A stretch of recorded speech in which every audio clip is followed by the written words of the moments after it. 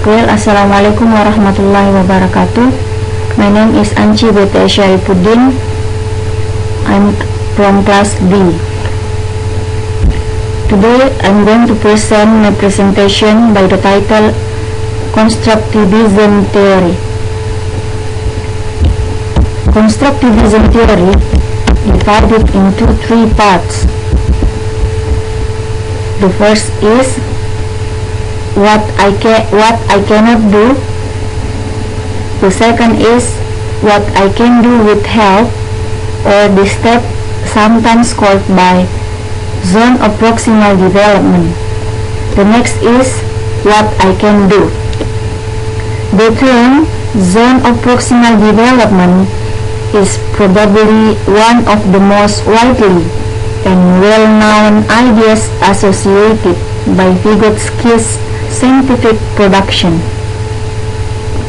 The term now appears in most developmental and educational psychology textbooks, as well as some general psychology textbooks.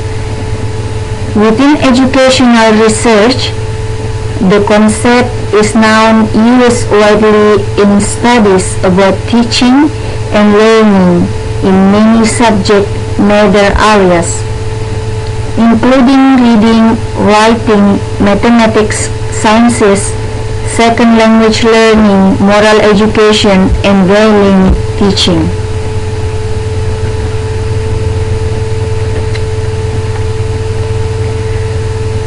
The common conception of the zone of proximal development proposes an interaction between more competent person and a less competent person on a task, such that the less competent person becomes independently proficient at what was initially a jointly accomplished task.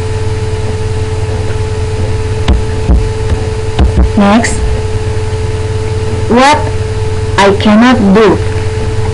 Sometimes students come to the class with no understanding about the subject, so they will do nothing without assisted.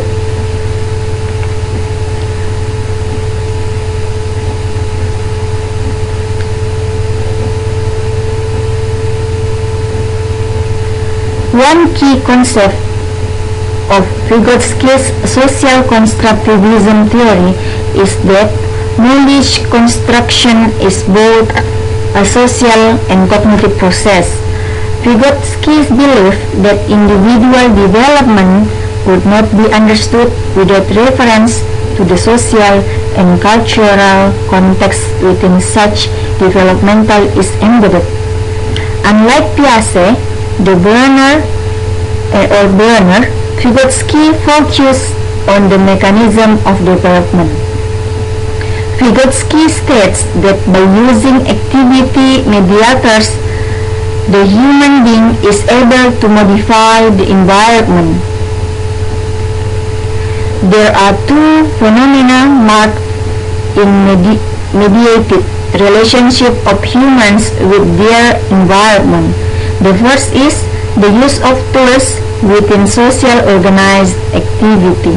The second is the use of language as a cultural form of mediation. The next is what I can do with help. Learning awakens a variety of internal developmental processes that are able to operate only when the child is interacting with people in his environment and his cooperation with his peers. Zone of proximal development is actually the gap between actual competence level, or what problem level a student is able to independently solve, and the potential development level, or what problem level could she or he solve with guidance from a tutor. Zone of proximal development is based on the mental functions that have not yet matured, but are being in the process of maturation. The last steps is what I can do, or it is sometimes called by independent performance. Providing the appropriate assistance will give the students enough of both to achieve the task. In these steps, finally the students would be expected to develop and carry out their experiments. That's all my presentation. Thank you for your kind attention. Assalamualaikum warahmatullahi wabarakatuh.